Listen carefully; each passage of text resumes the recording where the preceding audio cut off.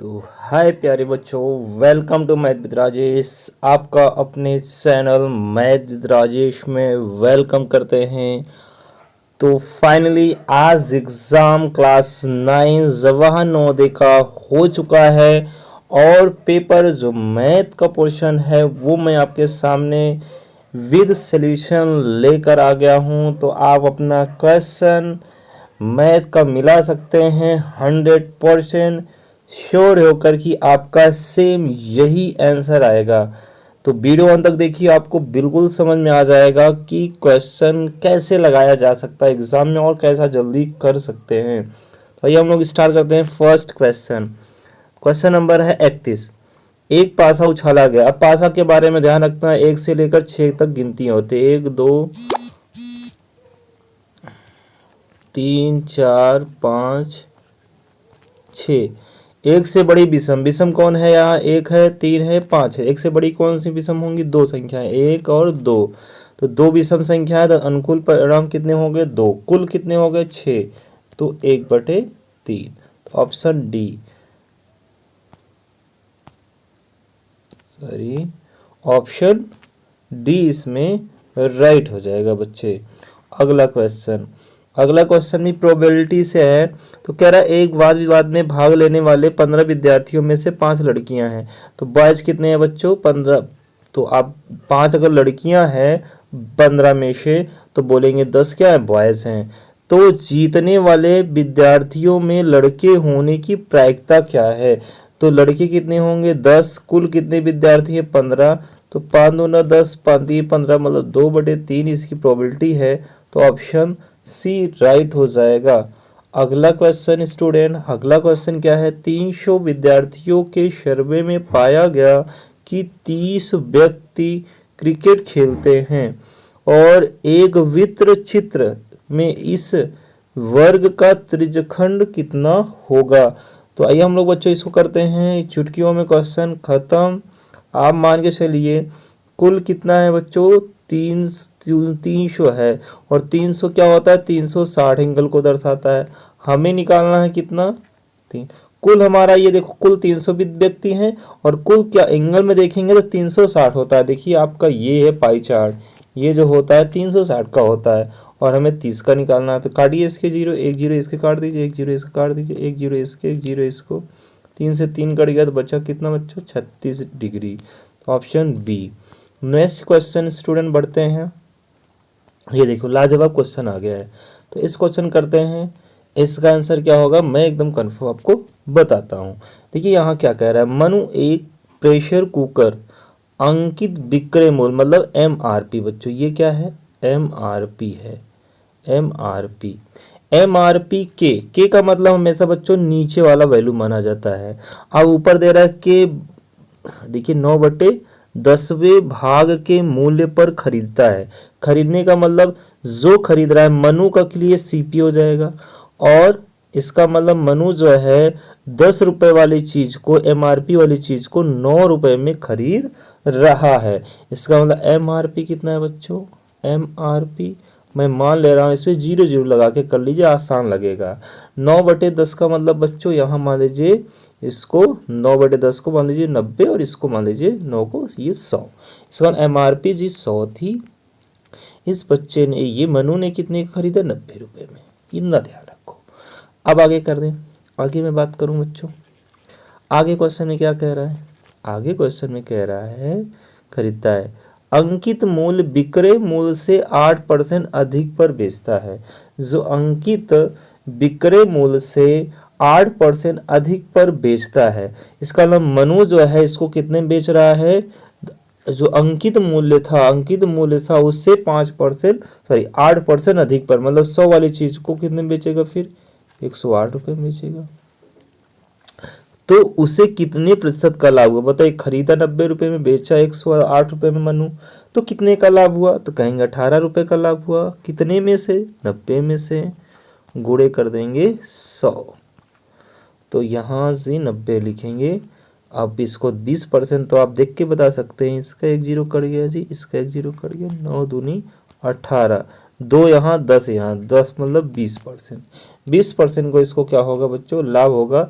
इसका मतलब इसने गलत कर दिया ये क्वेश्चन, इसका आंसर बी राइट हो जाएगा। अगले क्वेश्चन की मैं बात करूं स्टूडेंट, 1344 रुपये में खरीदे, क्या खरीदे। अब देखिए जब आप बच्चे जाते हैं, देखिए समीर ने एक जोड़ी जूते, जूते अब जब खरीदेंगे बच्चे तो उसमें टैक्स जुड़ा होता है, मतलब एम उसके साथ जीएसटी जुड़ा होता है खरीदने पर, जिसमें जीएसटी शामिल है। यदि जूतों का विक्रय मूल्य 1200 रुपये, मतलब 1200 रुपये का विक्रय मूल्य था, 1200 रुपये हमारा विक्रय मूल्य था, ठीक है।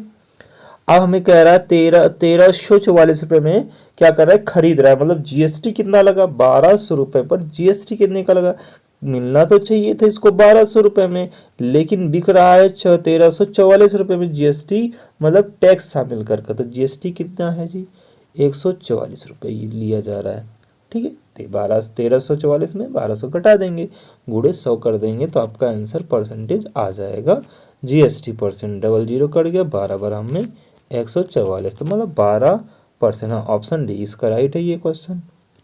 अगला क्वेश्चन, तो 5 व्यक्ति, यदि 5 व्यक्ति एक कार्य को 28 दिनों में पूरा करते हैं, उसी उसी कार्य को 7 दिनों में पूरा करने के लिए कितने व्यक्ति की आवश्यकता होगी। M1 D1 पे लगाओ, खत्म क्वेश्चन। 5 गुणे M1, 5 व्यक्ति 28 दिन में करते हैं, बराबर M2, मतलब M2 निकालना है आदमी कितना, 7 दिन में, तो D2 हो गया 7, 7 चौक 28, 5 चौक 20, तो 20 दिन, 20 व्यक्ति को लगाना पड़ेगा, ऑप्शन सी। अगला क्वेश्चन की ओर बढ़ते हैं बच्चों, 20% की वृद्धि 20% की कमी, जब ऐसा क्वेश्चन आए बच्चों, सेम संख्या रहे, वृद्धि और कमी, तो हमेशा कमी होगी, हमेशा कमी होगी, बात याद रखेंगे। और इसका 0 0 काटो, 2 दूना 4, 4% की कमी, हमेशा कमी, तो ऑप्शन सी बहुत अच्छा सही लगा है ये, 4% कमी।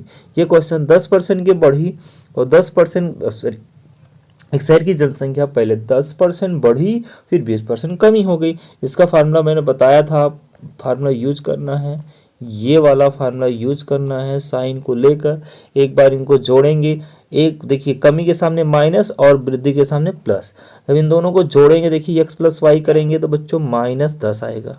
फिर इन दोनों का गुणा करेंगे तो 20 गुणे 10, माइनस है कमी वाला, गुणे बटे में 100, 0 0 कट जाएगा, तो ये हो जाएगा -2 आ जाएगा। जब -2 इसमें जोड़े जुड़ जाएगा ये, फिर -12, मतलब -12 मतलब 12% की कमी हो रही है, तो ऑप्शन सी। अगले क्वेश्चन ऐसे हुआ, हमें खत्म करना है जल्दी जल्दी। देखिए कह रहा है किसी संख्या x में से 3 घटाया जाता है, मान लीजिए संख्या x था, कह रहा है 3 घटाया जाता, तो मैं घटा दिया 3, जैसे कह रहा है वैसे कर देंगे। और इस अंतर, ये अंतर ही है, इस अंतर में 4 से गुणा किया जाए, 4 से गुणा कर दिए, ले गुणा करने पर गुणनफल, गुणनफल मतलब बराबर चिन्ह 20 आता है। अब ऐसा कौन सा ऑप्शन, ऑप्शन थर्ड है, तो ये थर्ड ऑप्शन राइट हो जाएगा। अगले क्वेश्चन में कह रहा है चतुर्भुज के तीनों कोणों का योग चौथे कोण के दुगने के बराबर है। अब चतुर्भुज के चारों कोणों का योग बोलेंगे 360 होता है, कोई भी चतुर्भुज होगा उसके 4 कोण है, जैसे मान लेता हूँ ये ए है, बी है, सी है, डी है, इनके योगफल, जैसे कोण ए प्लस कोण बी प्लस कोण सी प्लस कोण डी, इनका योग कितना होगा, चारों कोणों का योग 360 होता है। कह रहा है ये जो 3 कोण है, यहाँ कह रहा है 3 कोण का योग जो है वह चौथे कोण का कितना है, दुगना। तीनों को जब जोड़ेंगे तो इनके दुगने के बराबर होगा, मतलब 2 एंगल डी के बराबर होगा इन तीनों कोणों का योग, तो ये मतलब चौथे कोण का, चौथा कोण तो 3 डी है, देखो सॉल्व हो गया, 3 एंगल डी बराबर 360, क्योंकि ये 2D है और ये 1D है, 3 1 2 1 3, 3 से काट लीजिए तो 1 3 दूना 6, 120 अंश, एंगल डी कितना आ जाएगा 120 अंश, ऑप्शन बी। ठीक है, इस तरीके से कर सकते हैं जल्दी से। अगला क्वेश्चन, एक चतुर्भुज, देखिए कोई भी चतुर्भुज होगा बच्चों, आमने सामने की भुजा हमेशा बराबर होगी, लेकिन एक ऐसा चतुर्भुज भी होता है, जैसे देखिए बनाता हूँ इसका पहले ABCD, A B C and D। अब बना दिए। बट यहाँ देखिए तो ए बी 10 दिया है और इसका जो सी डी है, देखिए ये सी डी है, इसको थोड़ा से छोटा रखा है, मतलब कि इसको ऐसे, फिर देखिए ऐसे, ऐसे का की बात कर रहा है, क्योंकि इसको 10 रखा है, इसको 6 रखा है, ए बी सी डी। और ऐसा सिर्फ किस में होता है, समलंब चतुर्भुज में दो समांतर असमान समांतर भुजाएं होती हैं, असमान। और कोई भी ऐसा चित्र लोगे, जैसे यहाँ समांतर चतुर्भुज है तो आमने सामने की भुजा बराबर पढ़े होंगे, समलंब चतुर्भुज में ऐसा होता है, इसलिए ऑप्शन क्या हो जाएगा, समलंब चतुर्भुज। ऑप्शन समलंब चतुर्भुज। सम चतुर्भुज में चारों भुजाएं बराबर होती है और वर्ग में चारों भुजाएं बराबर होती है, और यहाँ आमने सामने की भुजाएं अलग अलग दे रहा है तो समलंब तुरंत लगा दो। अब देखते ही, अब ये क्वेश्चन थोड़ा सा देखिए कैलकुलेटिव है बट कर लेंगे जल्दी से। देखिए इनका एलसीएम ले लीजिए तुरंत, आप देखते एलसीएम कितना हो जाएगा, 4, इनका 4 और 2 का एलसीएम 4 हो जाएगा। फिर ये गुणा करो, जैसे यहाँ करेंगे 4 एक कम 4 तो 2x -3। अब देखिए -3 है तो इस ब्रैकेट जरूर लगाएंगे, नहीं गलत हो जाएगा। तो 2 से गुणा भी होगा, चूंकि 2 चौका, ये 2 दूना 4, 2 से गुणा होगा तो 4x मैं डायरेक्टली लिख रहा हूँ, 4x -2, चूंकि 2 दूना 4 और 2 एकम 2। अब इज इक्वल जी यक्स -2/3। तुरंत करो इसको, 2x -3, ब्रैकेट ओपन करेंगे साइन यहाँ का चेंज हो जाएगा, -4x +2 बटे में 4 बराबर में x -3/2, सॉरी 3। अब तुरंत देखिए 4x घट जाएगा तो माइनस में आ जाएगा, देखो मैं थोड़ा छोटा लिखने की कोशिश कर, माइनस में 2x, और यहाँ देखिए ये घट जाएगा चूँकि, और यहाँ आ जाएगा माइनस में 1/4 और बराबर में x -3/3, या सॉरी 3 नहीं है, यहाँ 2 है बच्चों, यहाँ क्या है, यहाँ क्या है 2 है, यहाँ भी 2 है। अब फिर ये गुणा कर लीजिए, 4 का गुणा इधर, 3 का गुणा इधर, देखिए 3 करेंगे तो हो जाएगा माइनस में 6x, और यहाँ कर देंगे तो माइनस में 3, और इधर कर देंगे तो 4 का गुणा x में करेंगे तो 4x, फिर 4 का गुणा यहाँ करेंगे तो माइनस में 8। अब ये आएगा बच्चों इधर, जब ये इधर आएगा तो हो जाएगा माइनस में 10x, और ये जब बच्चों इधर जाएगा, जब ये इधर जाएगा तो हो जाएगा माइनस में 8 और प्लस में 3, तो हो जाएगा माइनस में 5, और इधर हो जाएगा माइनस में 10x, तो माइनस से माइनस कैंसिल, बराबर में है। जब x बराबर लेंगे तो 5/10, क्योंकि 10 ये भाग में जाएगा, 1/2, 1/2 ऑप्शन तीसरा। तो आप कर सकते हैं ऐसा, बहुत आसान है। ये क्वेश्चन देखिए, ये क्वेश्चन में कह रहा है वह छोटी से छोटी संख्या जिसे 9 और 10 के वर्ग का योगफल, 9 और 10 का वर्ग मतलब 81, 9 का वर्ग और 100 हो जाएगा। अब कह रहा है 181, जोड़ लेंगे 181, कह रहा है 181, ठीक है, वर्गों के योगफल में जोड़ने, इनमें जोड़ने और घटाने पर एक पूर्ण वर्ग प्राप्त हो, ऐसा कह रहा है। तो एक जोड़ के देखिए, एक जोड़ेंगे तो 181 में 182 होगा, 182 एक पूर्ण वर्ग नहीं है तो ये ऑप्शन हो ही नहीं सकता, ठीक है ना। ऐसा देखिए हमने आपको बताया कि 9 का वर्ग और 10 का वर्ग क्वेश्चन में कह रहा था, 181 बार आ रहा है। अब 9 एक को अगर जोड़ेंगे 182 तो पूर्ण वर्ग बना नहीं, 15 को जोड़िए, 15 को जोड़ लीजिए तो हो जाएगा 6, और यहाँ हो जाएगा 9 और 196, 196 तो बोलेंगे 14 का वर्ग है, पूर्ण वर्ग बन रहा है। लेकिन यहाँ कह रहा है घटाने पर भी चेक करो, 181 में 15 घटाओ तो कितना आ जाए 11, 11 में से 5 जाएगा तो 6, ठीक है ना, ठीक है। 11 हम लोग क्या कर रहे हैं, घटा रहे हैं, 11 में से अब यहाँ आ जाएगा जी 7, 7 में से 1 गया तो 7, 7 में से 1 गया तो 6, और यहाँ आएगा तो 106। अच्छा अब देखिए ये तो ऐसा हो ही नहीं रहा है, ठीक है ना, जोड़ने पर तो हो रहा है। एक बार ध्यान दीजिए, फिर से मैं समझा रहा हूँ। देखिए 9 का वर्ग 81 होता है, 100 181। अब हमने देखा कि 15 तो जोड़ने पर पहले चेक किए, जब जोड़े तो ये 6 आया, 5 1 6 और 8 1 9, 196 तो हुआ। बट घटाने पर देख रहे हैं तो 181 में हम लोग घटा रहे हैं कितना, 15 घटा रहे हैं। 15 घटाए तो यहाँ देख रहे हैं कि 11 हो जाएगा, और 11 में से 5 जाएगा तो 6 आ जाएगा। अब बचेगा यहाँ 7, 7 में से 1 जाएगा तो 6, 166 तो हो ही नहीं रहा। इसका मतलब ये भी नहीं सही है हुआ, ये भी नहीं सही हुआ। अब दूसरा ऑप्शन हम लोग चेक करते हैं। अब कोई दूसरा ऑप्शन चेक करते हैं हम लोग। तो दूसरा ऑप्शन जब बच्चों चेक करेंगे, जब दूसरा ऑप्शन तो बच्चों दूसरा ऑप्शन जब चेक करेंगे तो ये हम लोग कहाँ तक पहुँच गए, इसमें भी पहुँच गए, इसमें, ये दोनों में तो नहीं हो पा रहे हैं। तो 181 में हम लोग क्या करेंगे, अब 5 की बात करेंगे तो 186 तो वैसे भी नहीं हो रहा है। तो बचा कौन ऑप्शन, डी। डी देख लीजिए, 181 में 12 जोड़िए, ठीक है ना। एक वह छोटी से छोटी संख्या जिसे 9 तथा 10 के वर्गों के योगफल में जोड़ने या घटाने पर एक पूर्ण वर्ग संख्या प्राप्त हो। देखिए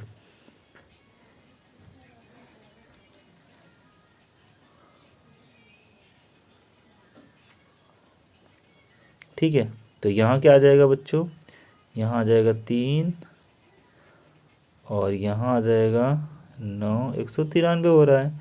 बट ये किसी पे तो सेट। तो ध्यान दीजिए बच्चों, इसमें क्वेश्चन में क्या कर रहा है, यहाँ से आप बातें ध्यान रखेंगे, क्योंकि यहाँ जोड़ने या घटाने, या तो जोड़ने पर पूर्ण वर्ग प्राप्त हो या तो घटाने पर। तो देखिए इसमें हम लोग जोड़ रहे थे तो क्या हो रहा था, एक पूर्ण वर्ग मिल रहा था। देखिए आप देख सकते हैं 181 में 15 जोड़ेंगे तो 196 आ रहा है, एक पूर्ण वर्ग आ रहा है। बट इसको आप देखिए तो इसमें जोड़ने या घटाने पर तो, ये जोड़ने पे तो नहीं हो रहा है, देख लीजिए 12 नहीं, तो इसका मतलब घटाने पर देख लीजिए तो 9 यहाँ बचेगा, 7 में से 6, 169 मतलब घटाने पर है। लेकिन यहाँ कह रहा है छोटी से छोटी संख्या, इसका ऑप्शन डी राइट हो जाएगा, ठीक है ना। छोटी से छोटी बोला है, दोनों में छोटा तो यही है। अब देखिए क्वेश्चन में दिया है यहाँ अंडर रूट में 24, 24 का स्क्वायर 576 और 7 का कितना हो जाएगा 49, जोड़ेंगे तो बच्चों कितना आ जाएगा, एक 625, 625 है, रूट लगा है तो 25 आ जाएगा, ठीक है ना। अब यहाँ क्या कह रहा है, इसका भी क्यूब लगाया है बच्चों, यहाँ क्यूब लगाया मतलब 25 का क्यूब, 25 का क्यूब तो ये कभी नहीं हो सकता, तो ऑप्शन सी 15,625 होता है 25 का क्यूब। तो आप ऑप्शन देखकर एग्जाम में कर सकते हैं, क्योंकि 25 का क्यूब तो 25 होगा नहीं, 25 का क्यूब 625 होगा नहीं, तो ऑप्शन सी तो दिख ही रहा है एकदम से, आप बता सकते हैं, ठीक है ना। दो वर्गों जिसका क्षेत्रफल 4 और 36 हो तो सटाकर रखने पर एक आकृति प्राप्त होगी, इस आकृति का परिमाप क्या होगा। देखिए जी, अगर वर्ग का अगर क्षेत्रफल 16 दिया तो इसकी भुजा 4 हो जाएगी और इसकी भुजा 6 हो जाएगी। अब इसी से हम बनाकर रखते हैं। देखिए अब एक क्या है, 6 सेंटीमीटर वाला रखते हैं, एक 6, तो थोड़ा से लंबा बनेगा, थोड़ा से इसकी भुजा लंबी होगी, कंपैरिजन टू 4 सेंटीमीटर वाले से। अब दूसरा हम लोग सटा कर रखे हैं,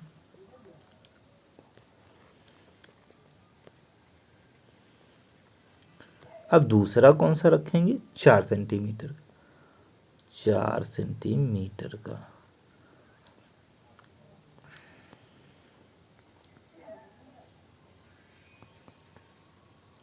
ये रख दिए। अब ऐसा चित्र बनेगा, लेकिन अब यहाँ हमें समझना है, तो ये वाला भाग नहीं रहेगा और बच्चे गलती यहीं करेंगे, क्योंकि अब देखिए यहाँ से देखो मैं एक बार मिला दे रहा हूँ, तो आप देखिए भुजा का परिमाप आकृति का निकालना है, तो ये आपका तो 6 है, ये तो आपका 6 है, तो ये भी 6 होगा, ये भी 6 होगा, और ये 4 है, ये भी 4 होगा, ये भी 4 होगा, ठीक है ना।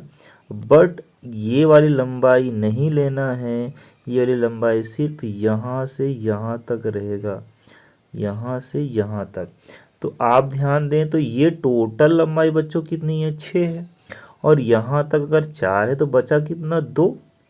आप देखिए 6 ये वाली, 4 ये वाली, तो 6 4 यहाँ से 10 10 4 14 14 4 18 2 20 6 26 26 और 6 32। तो ऑप्शन इसका बी, इसका मतलब परिमाप 32 आ रहा है। चलिए बाहर बाहर वाली भुजाओं को जोड़ना है, कुछ बच्चे ये वाली भुजा जोड़ दिए हैं और यही गलती हो गई है।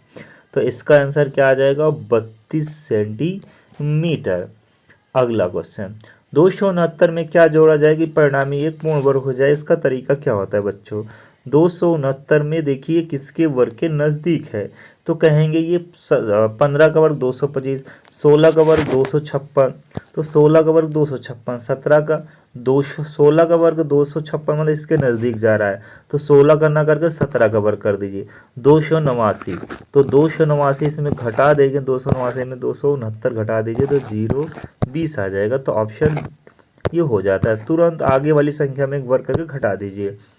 3 ठोस को अब तुरंत देखिए भुजाएं दी हैं, अगर हम उसको गलाएंगे तो जब घन बनाएंगे तो उसके आयतन अनचेंजेबल होंगे, मतलब तुरंत इनको जल्दी से करने के लिए 6 का घन कितना होता है, 216, 8 का 512 प्लस बच्चों ये 10 का 1000, तो जोड़ लीजिए इनको तो 1728 आ जाएगा। जोड़ लीजिए 0 6 2 8 2 और 2 5 2 7 7 और 1 1728। 1728 12 का क्यूब होता है तो आंसर डी हो जाएगा, 12 सेंटीमीटर भुजा हो जाएगा, क्योंकि यहाँ इस क्यूब रूट हो जाता है, ठीक है ना।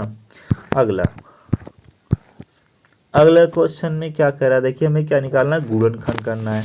गुणनखंड में क्या होता है बच्चों, जो कॉमन होता है, देखिए 3 कॉमन है, 3 कॉमन है, 3 ले लीजिए।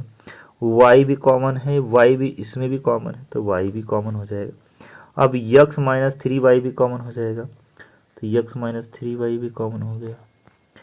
अब बचेगा क्या, हाँ देखिए जब यहाँ 3 कॉमन किया बच्चों तो ये 5 यहाँ 3, तो यहाँ सेकेंड ब्रैकेट में बचेगा 5, और यहाँ बचा है x, तो x, और ये तो पूरा कॉमन कर लिए तो -1। तो कौन सा ऑप्शन है, ऑप्शन सेकंड, ऑप्शन सेकंड। चलिए नेक्स्ट क्वेश्चन, इसमें a प्लस बी है माइनस बी लगाइए, पहले इनको जोड़िए। a प्लस बी मतलब 9 1 10 6 3 9 1 10 6 7 2 9 1 10, 1000 माइनस करिए, 11 में से 9 गए तो 2, बचेगा 5, 5 में से 3 गए तो 2, अब बचेगा यहाँ जी 5, तो अब 5 2 2 1 1 000, ऑप्शन थर्ड।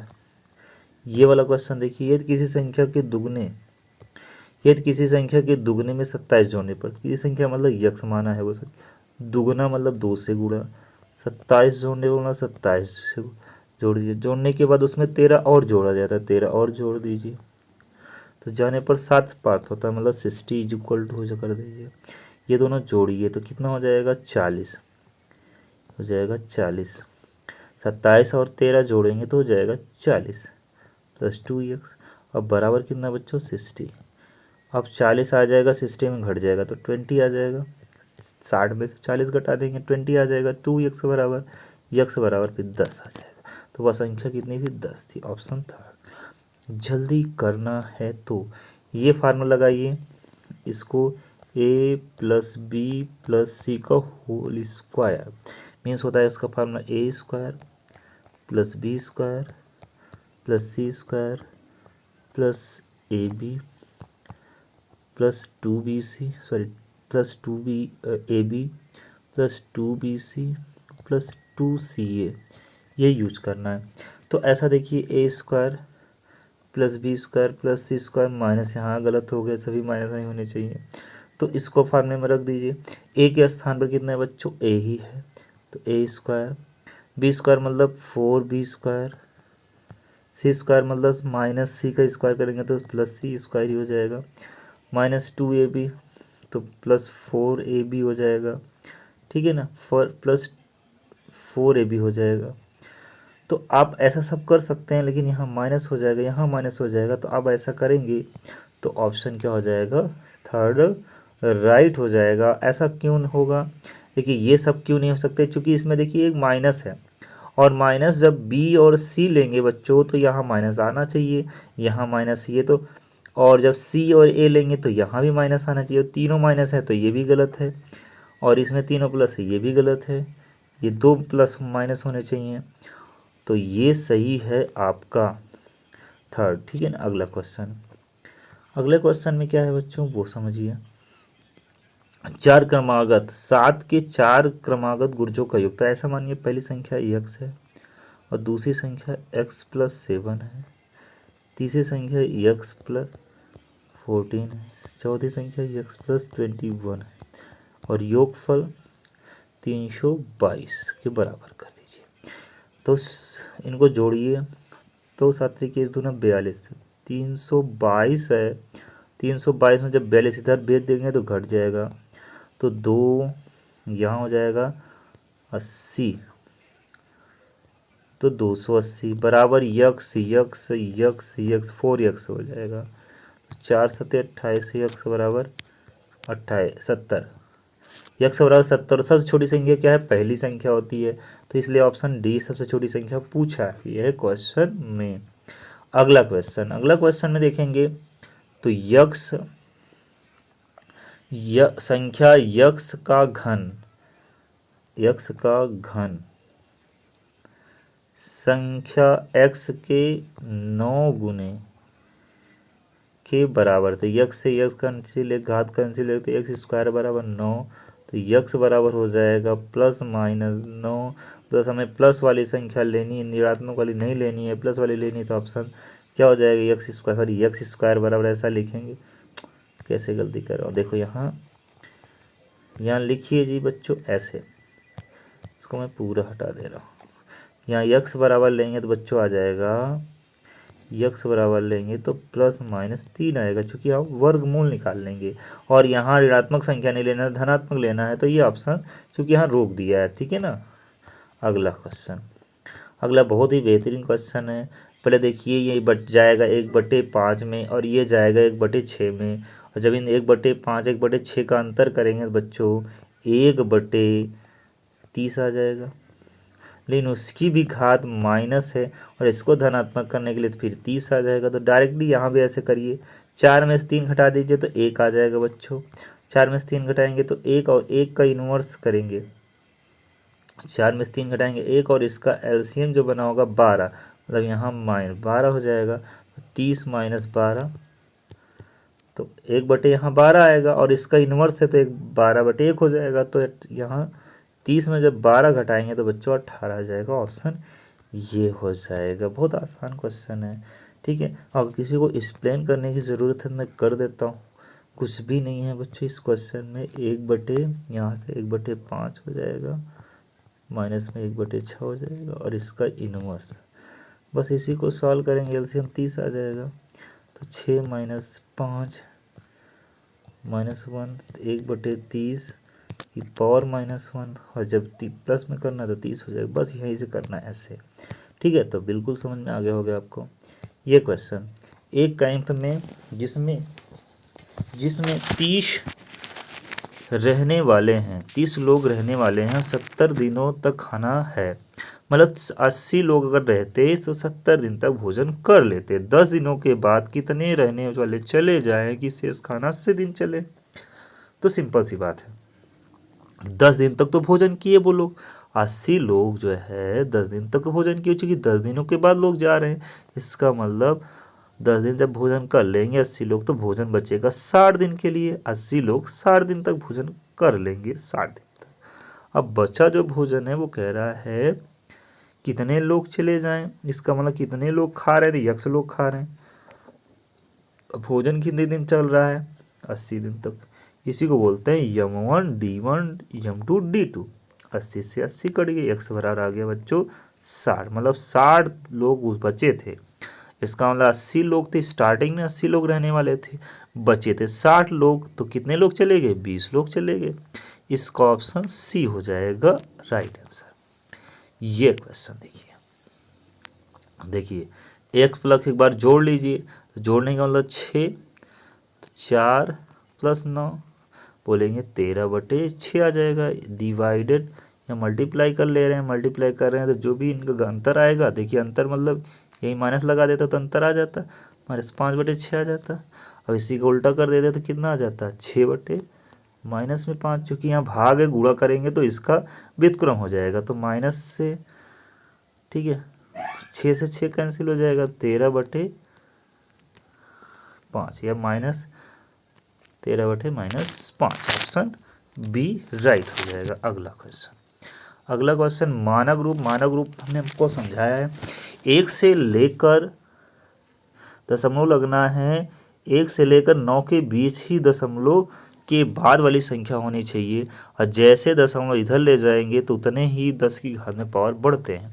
अब मान लीजिए आपके पास 25450 है, मान लीजिए दशमलव यहाँ है, दशमलव को ले जाना है हमें यहाँ, क्योंकि दशमलव के पहले आने वाली संख्या 9 से छोटी होनी चाहिए, तो दशमलव जब यहाँ ले आएंगे कितना सरकार है? 1 2 3 4, 4 अंक सरकार है, 10 की पावर 4, और यहाँ 2.545 इंटू में, तो कोई ऑप्शन है? Option D.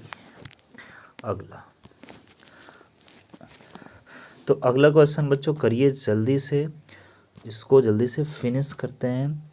ये कह रहा है 15 दिनों तक इतने किलोग्राम धूल उठाती है, तो इसको लगाना है 15/1.2 इंटू 10⁸ बराबर यक्स दिनों तक का उठाते होंगे 4.5 इंटू 10⁸, 10⁸ से 10⁸ कैंसिल, पॉइंट से पॉइंट कैंसिल, 12 चौक 48। अब 4 का गुणा बच्चों हो जाएगा 5 15 में, चूँकि तिर्यक गुणा हो जाएगा, तो यक्स बराबर हो जाएगा 60। Sorry, C option. अगला क्वेश्चन तो आप यूँ देखें कि एक त्रिभुज के आधार और ऊंचाई को दुगना कर दिया। देखो त्रिभुज का क्षेत्रफल क्या होता है? ठीक है, ऊंचाई गुणे आधार या आधार गुणे ऊंचाई बोल सकते हैं। 1/2 बेस इंटू हाइट। अब इसको दुगना कर रहे हैं, इसको दुगना कर रहे हैं, दोनों को जब दुगना करेंगे तो 2 × 2 4 गुना हो जाएगा। तो सिंपल सी बात है 4 गुना, इसमें कुछ करने की ज़रूरत नहीं है। क्वेश्चन बर्तन देखिए, यहाँ कह रहा है बेलनाकार बर्तनों की त्रिज्या 1:3 है और उनकी ऊंचाइयों में 1:2 है। तो क्या होता है? पाई r², देखिए R1 यच, ऐसे पाई r² H2, तो पाई से पाई बच्चों कैंसिल हो जाएगा। R1 का मान कितना? 1 है, तो 1 का स्क्वायर 1, H1 का मान 1 है, तो 1:1 रेशियो।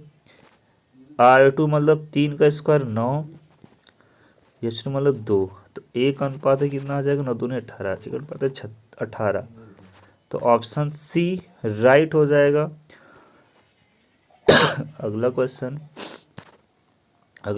देखिए, इनका अनुपात ही कर देना है। हाल जिसकी बीमाएं, देखिए जिस पर फर्श पर बिछाना है तो फर्श का क्षेत्रफल बटे जिसको बिछाना है, कालीन बिछाना है तो कालीन का क्षेत्रफल 30 × 12 बटे कितना हो जाएगा?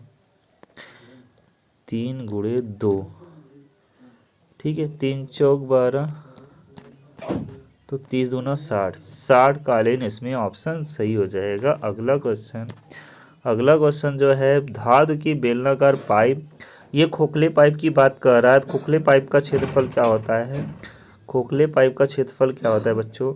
बेलनाकार है तो पाई r, पाई इन ब्रैकेट में हो जाता है बच्चों, इन ब्रैकेट में क्या हो जाता है? इसकी जो लंबाई होगी वो हाइट होगी बच्चों, R2 माइनस R1 मतलब 3 का स्क्वायर माइनस 2 का स्क्वायर, और यहाँ हाइट मतलब 70। 3 2 5 कर लीजिए, 3 में से 1 घट जाएगा तो, या 9 9 में से 2 4 जाएगा तो 5 गुणे 70 और गुणे पाई, 7 पचे 35 मतलब 350 पाई। कोई ऑप्शन है, ऑप्शन फर्स्ट राइट है, 350 पाई तो ऑप्शन फर्स्ट। तो ये था पेपर। तो आई होप आपको पेपर समझ में आया हो, और पूरा पूरा पेपर मैंने सॉल्व करा दिया मैथ का। तो ज़्यादा से ज़्यादा कमेंट करें और अपने डाउट ज़रूर पूछें। तो वीडियो पसंद आए तो वीडियो को लाइक, चैनल को सब्सक्राइब करना ना भूलें।